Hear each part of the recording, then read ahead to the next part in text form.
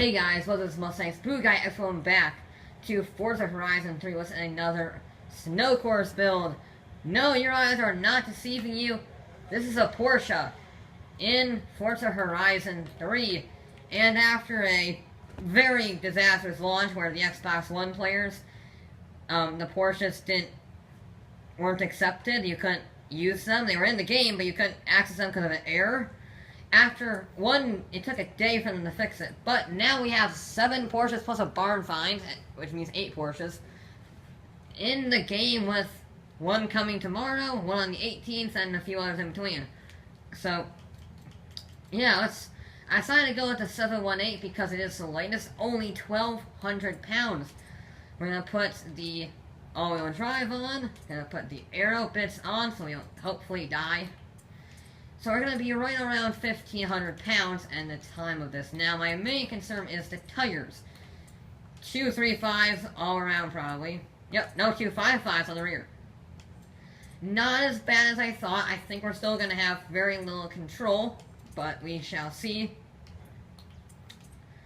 We are still under 1,500 pounds, so we're just going to very quickly put all of these pieces on. Yep.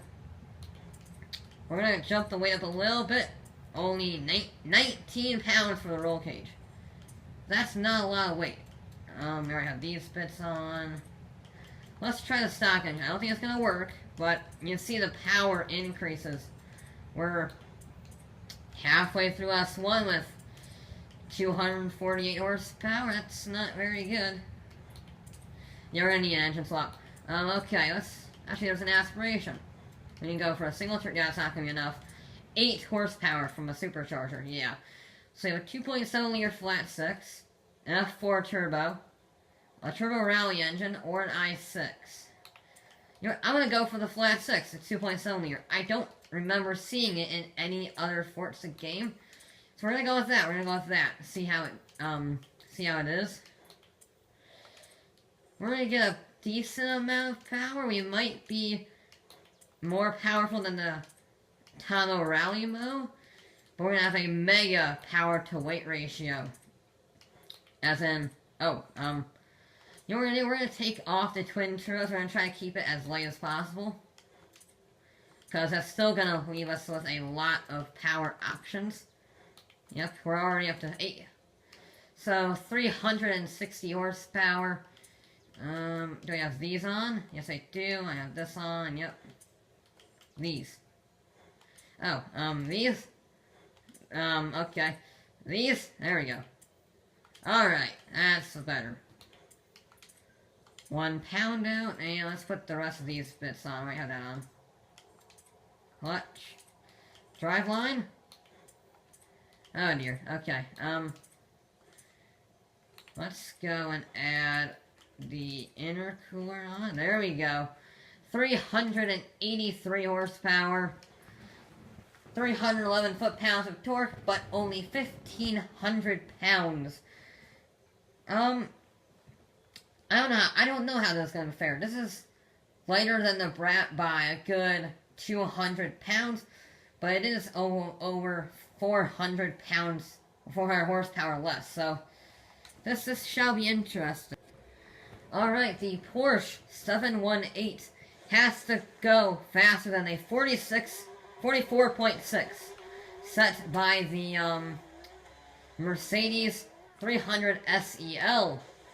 That's a pretty tough ask. Now, whether or not this has a turning, apparently, because it has a mile of understeer, we shall find out. It's actually not too bad to drive. However, the understeer is horrendous. We actually get traction. We actually have a very good power delivery. It's very nice.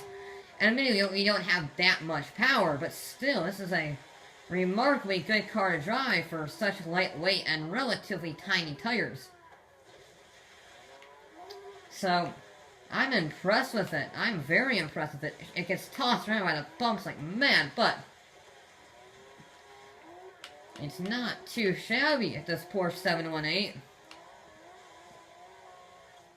120 miles an hour is probably too fast. Yep. Yeah, it's a little bit too fast. Now, I need to be careful of the understeer. Yes, we have lots of understeer, which is something I did not foresee from the Porsche. I know Porsches tend to lift their front wheels up. So I'm curious if that's maybe causing. I don't know what happens if that happens. But I know that is a symptom of the rear engine thing. So and that's 83 miles an hour. It's pretty good. There we go. Made it on the bumpy section nicely. Yeah, it's not. It struggles with turning. It does not turn that well. Relatively decent accelerating at 47.5 from it. Relatively decent accelerating, considering how down on power it is. I mean, think about it. The Mercedes is 800 horsepower, and it's sure it's double the weight, but it's 800 horsepower, and this is rivaling it in terms of straight line speed. Heck, it's the least powerful car to ever go down this course. So the amount of speed it can get for such a low power is pretty darn impressive, if I do say so myself. Turn. Oh, we got a bump in the wrong spot. I think that lap was going pretty well too, because we were definitely on track for a pretty good lap there. Still went faster. Doesn't show it, but we still went faster. I think it helps with this nice inside line, because sure you get a late apex, but late apexes are only really ideal for vehicles that can't, like, turn very well with, like, oversteer, and they're, like, purely straight line speed-based vehicles. That's what late apexes will do. They'll give you those straight line speed vehicles a better chance. This really isn't a straight line speed vehicle. Doesn't have the power to be. Sure, it has the aerodynamical properties of it. It's a phenomenally aerodynamic car. But it doesn't really have the power to go super fast. However, this is a relatively decent lap, it seems like. Bringing the 46s. Yep, 46.7. Last lap. Can I do anything more with it? There you go. Make it on the corner nicely. Carry speed. Carry speed. Oh, I carried too much. I got a slide on. That's unfortunate. Okay. Well, this is certainly a very nice vehicle to drive. No doubt upon that.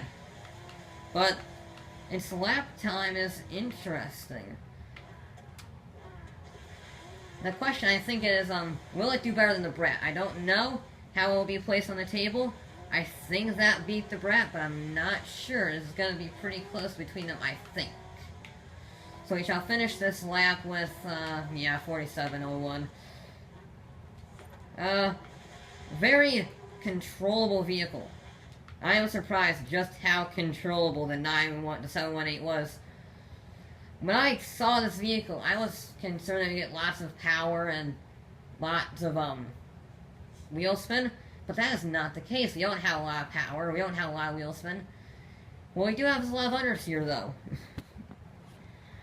On to the times, the Porsche 718 with a 46.747 will go into 9th place, I believe. I actually forgot to look at the times. I mean, I looked at the times.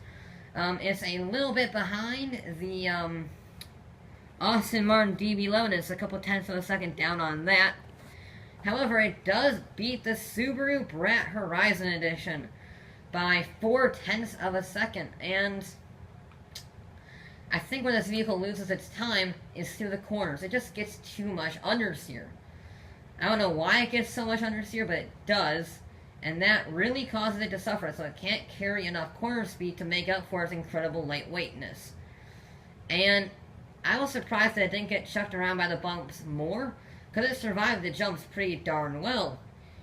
And had still some pretty decent straight line speed, which is pretty darn good considering it's almost, gosh, 60 horsepower down on the previously lowest powered vehicle, which is the Tamo Rally Mo. Yeah, pretty darn good showing considering I thought this would be a lunatic wheel spin machine. Kind of a backwards event, really, a backwards Porsche, yeah. Bit of a backwards Porsche, but still, it was actually relatively easy to drive once you got used to the understeer. You just couldn't really get any fast lap times from it. But that is it for this episode of Forza Horizon 3. I'll be back with more.